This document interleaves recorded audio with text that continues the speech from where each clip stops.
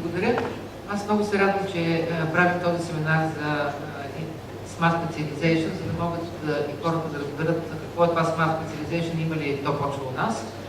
Твърдо да, защо трябва да се специализираме, както и господин Радев каза, това е и дори на фирмено ниво, специализация на фирмите, така, защото да оцеляват. Между другото, до сега ми попадат седни репорти за това какво и как България изнася. И се оказва, че България е като един ресурсен център. Тя изнася само по-голямата част от стоките, които изнася с много малка добавена стойност. Дори за Китай бях изненадан, че ние изнасяме стоки с много ниска добавена стойност, т.е. повече суровини, материали от този сорт или първа преработка, а взимаме от тях стоки с много по-висока добавена стойност. Това смятам, че с тази Smart Specialization да видим как да се специализират различните региони, защото дори в България, като една малка страна, имаме региони по-развити или по-недоразвити, така, защото да развиват това, което такъв тип икономика и индустрия, което им носи по-висока добавена стойност, добавят повече. Дори една текстилна промишленост, такъв бизнес, който е на ишлеме, шият дрехи, не да се шие на ишлеме, а тук да се прави, да кажем, дизайн на дрехите, някой друга не може да се шие, тогава да се изнася. Значи трябва да се търси всичко, което има по-голяма добавена стойност и там, където имаме специализация на развитие на бизнеса, заедно с науката, заедно с учените, за да може наистина те да добавят тази стойност в производствените компании. И какво ни предстои от тук? От тук ни предстои анализ, да направим анализ на това къде какви нужди има, къде колко сме добри, макар че има някои статистики такива, които са на Гърния, които бяха направени, но те са от 2008. Наистина трябва да се направят допълнителни и въз основа на това да видим, като видим какъв е деманда, какви други лофтове имаме. Тук също се казва, че трябва и образованието. Да, за да развиваме наистина икономика, трябва да имаме инженери. По мое време инженерната специалност беше много престижна и затова моето първо образование е такова. Сега вече не е. Съгласен съм, че трябва да се започне от работа от средното образование, за да може да се каже на тези деца, да, много е добре да сте инженери, за да могат наистина да бъдат обучавани и да кандидатстват повече и наистина да има лофтове в държавата. За това ще им се дават стипендии, дали няма да плащат, но да имаме студенти в тези области.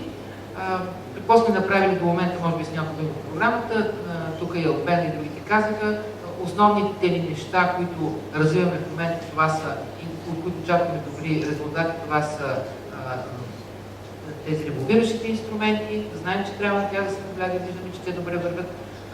Този технопарк е така първата ни крачка, за да можем наистина да съберем науката и бизнеса заедно, както и студентите, младото поколение, както и енергийната ефективност, тази схема, която работим с Европейска банка, която от следващата седмица вече ще бъде отворена за компаниите да кандидатстват, да намаляват тяхната ресурсоемкост, за да могат наистина да бъдат по-конкурентни. И няма да забравя, че още в началото на кризисния период 2008 година, аз не съм ни работила тук, но имахме от Европейска банка, правихме едни обучения за предприемачите. Точно това им казахме, че ако искат те кризата да не ги повали, най-добре ще бъде да внедряват иновации и да бъдат иновативни. Така че наистина иновативните и така излезе иновативните предприятия са тези, които по-лесно посрещнаха световната икономическа криза и които имат по-голям шанс за оцеляване. Това е така.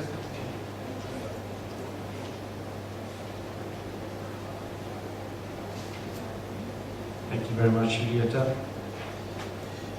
I have the task to wrap up the conference. I'd like to thank all the speakers on behalf of the European Commission for their excellent contributions. I'd like to thank the audience for the patience and for the intelligent and interesting questions we have received. I have learned personally quite a lot in the past 2.5 days. I was a bit skeptical when I heard the title smart specialization. Anything that labels itself smart is a little bit suspicious, as though everybody else is doing something stupid. But I think it is fair to say that smart specialization could be boiled down to being the opposite of stupid diversification. It is about focusing and prioritizing and bundling efforts and making an intelligent input in a given framework. One of the good points I heard, and I heard this systematically across the speakers of the first panels, was that we do not start from scratch. This is not reinventing planned economy. We start with what is there. We are reacting to something that already exists in the real economy. And the main drive remains with entrepreneurs. It is not a state-governed decision to say now we want to be the world's best in sector X or whatever kind of product development you could imagine. One has to analyze the economy, look at the way it is functioning locally, nationally, and take it from there. We're not trying to stipulate a reality which does not exist. This means that the smart specialization, the way it has been presented over the past 2 days, is very much an empirical exercise. And my main conclusion on the deontological side is that it seems to be more an approach, a philosophy, than an actual science. This is behavioral, prescriptional, evidence-based advice coming out of efforts elsewhere. We heard from France examples of the way the French government is working with regions and the way this has entailed a paradigm shift in certain regions that were quite skeptical up front, that were not quite enthusiastic about it, and how it has really changed the mindset both at national and local level to be in such a formal exercise as smart specialization can be. And we heard from Austria, the example of Niederösterreich, and this adamant, intelligent, reflected approach at local level, the real wish to be strategic in the choice and support of the use of funding, out of the recognition also that any region needs to cooperate with the state. So from the two countries we heard first the perspective of the state, and secondly the perspective of the region, but from both sides we heard that there is a need for cooperation. From other speakers we saw evidence of the international networking and cooperation that is taking place. We heard about the availability of the specialists in Sevilla, the European Union. We've heard of the advice available from the World Bank, and also of the advice available through our JASPERS instrument. All this outlining a perspective for Bulgaria to not be alone, but to participate in international similar efforts and to open the mindset and open the minds and take inspiration from elsewhere, with a view also to be able to contribute with own experience abroad. Now, what do I see as the challenges for Bulgaria based on some years' work with Bulgaria and also from what was said today? First of all, the main challenge here, and Benedict called for a revolution in the public administration. One of the main challenges will be the need to open the minds of the public authorities. We have been struggling with making intelligent grant schemes over the past 4 years, and we have not always been successful. And we have to admit that sometimes the authorities have not totally delivered and have not been as helpful and understanding as they could have been. They have not listened and understood sufficiently well the wishes, the ambitions and the needs of business. That has to change globally, and it has to change specifically when it comes to the ability to do smart specialization. On the other side, what we can wish and hope for is that also business in Bulgaria will continue to confederate itself with a view to speak with a systematic and intelligent voice, with a view to get influence. We have seen tendencies in our various committees for a disparate articulation of needs, random articulation of needs, not always being quite sure what hat people were wearing when they were not being sure about the representativity of business representatives. So there is work to do on both sides. The government will need to be much more open and service-minded, and the business will need to become serious and understand that there is only a place around the table for people who have a vision and who are not just there to claim their own personal or clan interests. A second challenge for Bulgaria is given in the economy and in the way internally the economy has developed in the country. We have today a huge disparity between a couple of growth poles, Sofia first of all, and the struggle or the challenge, the problem of depopulating certain areas in Bulgaria. Certain regions, certain towns right now are systematically losing out in the country. We have a huge migration going on, we have a huge potential development in the cities, and we have the country in some of the more rural areas. This forces us to be realistic about the spread that we can hope for when we go for a smart specialization. How far can we have an impact on the provinces in Bulgaria? In how far can we get to the identification of a real potential there? And also, secondly, the lack of institutional or institutionalized regions in Bulgaria does not provide us with a lot of platforms or actors in this area. Essentially, between the minister or the ministry and the municipalities, we have very little to do with. And it would be very difficult at local level to articulate the efforts and to establish the cooperation we need. Can we expect a town like Razgrad to take the initiative to develop a cluster?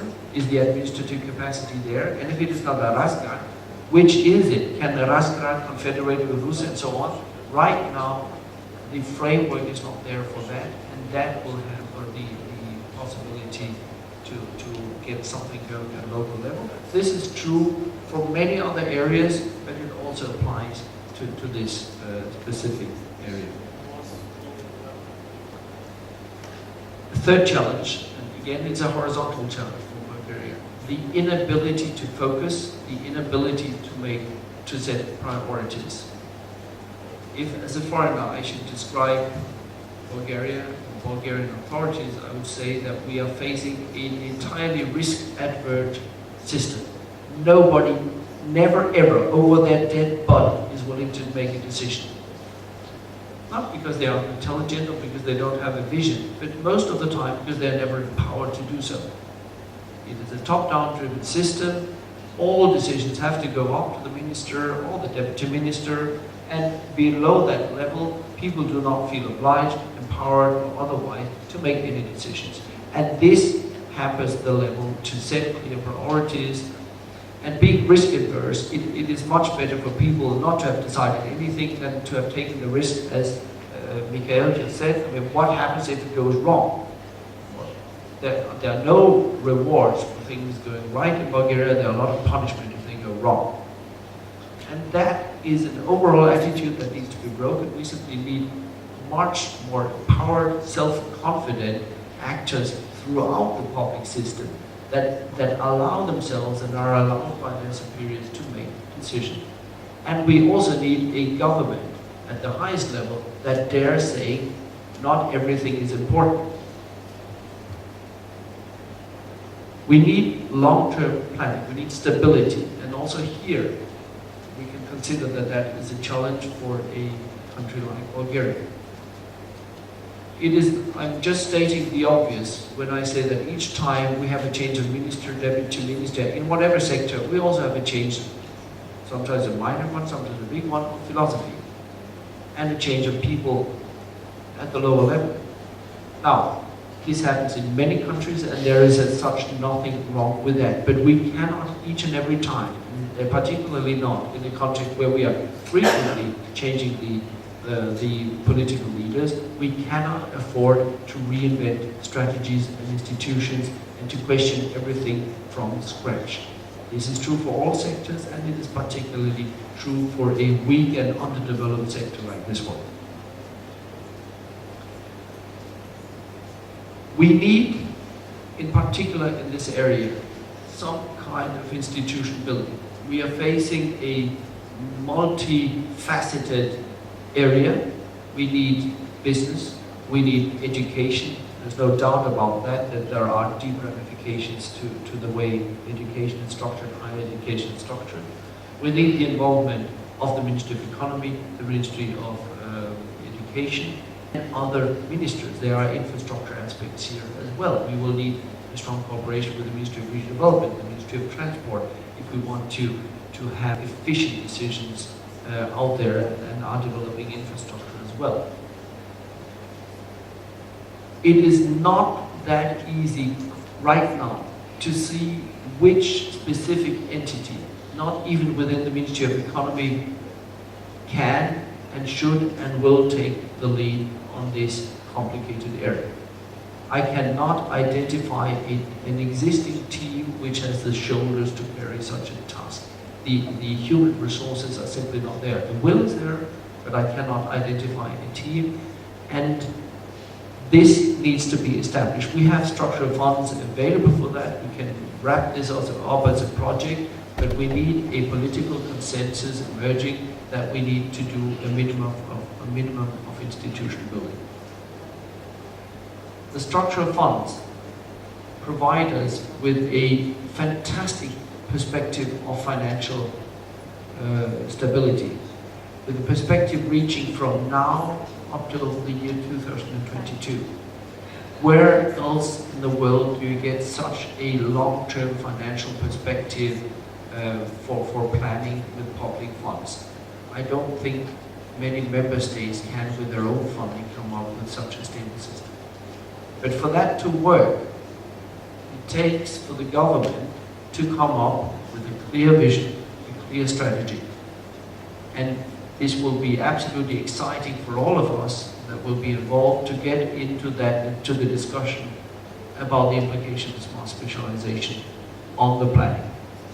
We have heard calls for a specific operation program for education and higher education science research. Why not? But on the other hand, why that? What is certain is that we need a clear strategy that ring fences our efforts in this area, and we need, as soon as possible, a clear indication of the budget we want to set aside for this. And this takes me to Sophia Tech.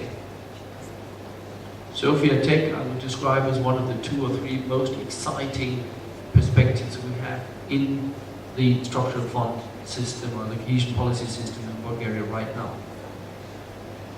You are starting very late on this, but out of the philosophy that it is never too late. The hectic efforts that are being injected into Sophia Tech right now, whatever happens, however far we get in this period, will not be wasted because they are laying the founding stone for our activities to be expanded in the next period. Why is Sophia Tech so important? Sophia Tech comes out at the same time out of an ambition and a frustration.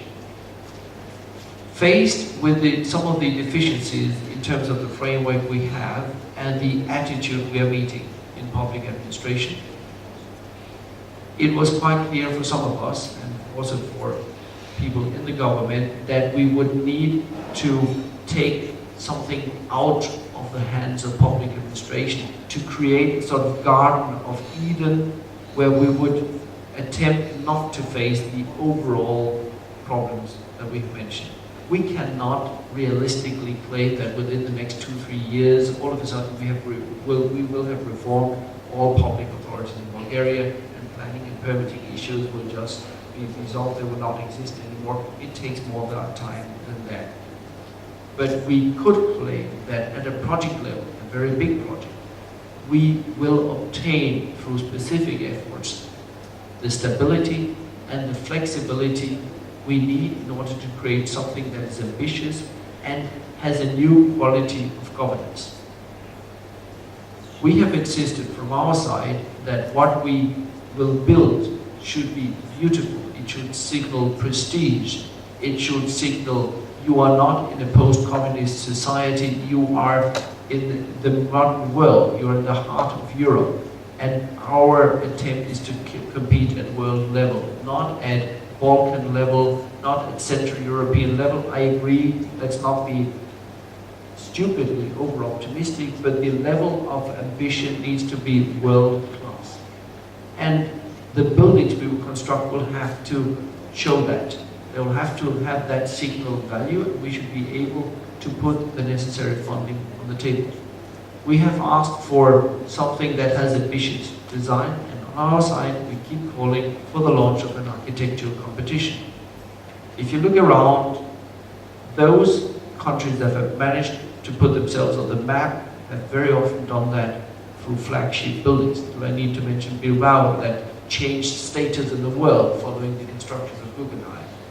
Now everybody knows they would be able to show an icon for Bilbao. Before that was not the case. Why don't we do something similar for Sofia?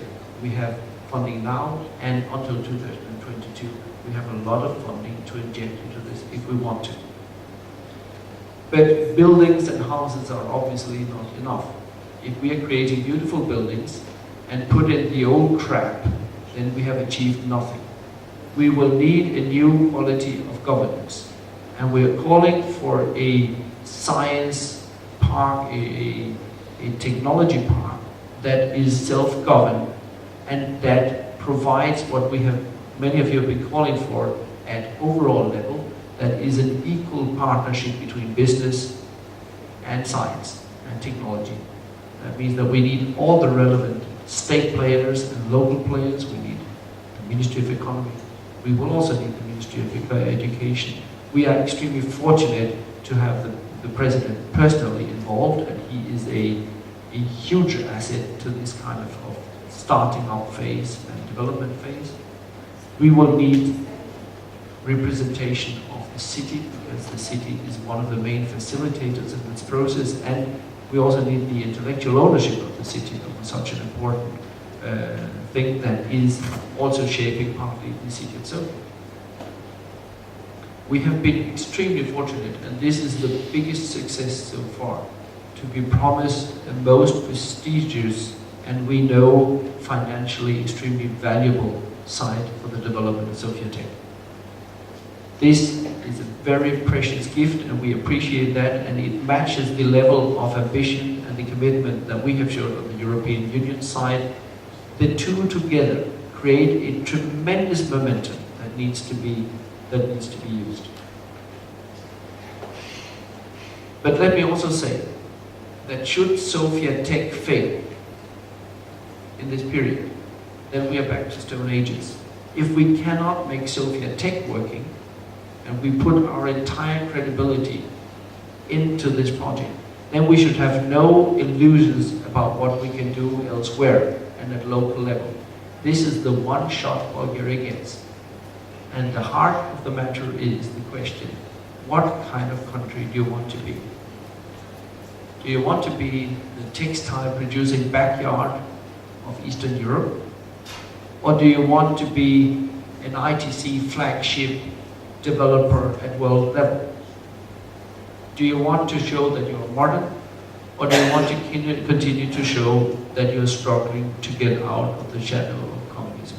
It is your choice. The money is there, the beginning of the framework is there, but you will have to take this chance, and if you don't, you will have lost the next 10 years. So the choice is yours. Thank you.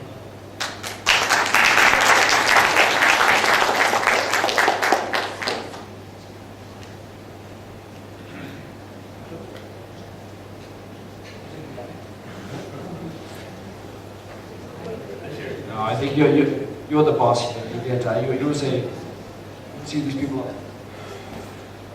Благодаря на всички участници, благодаря на Картин тук до мен, той винаги напътства и казва в коя права посока да вървим и винаги са били много ценни неговите съвети. Благодаря на хората от Европейската комисия, които с чиято помощ организирахме този workshop.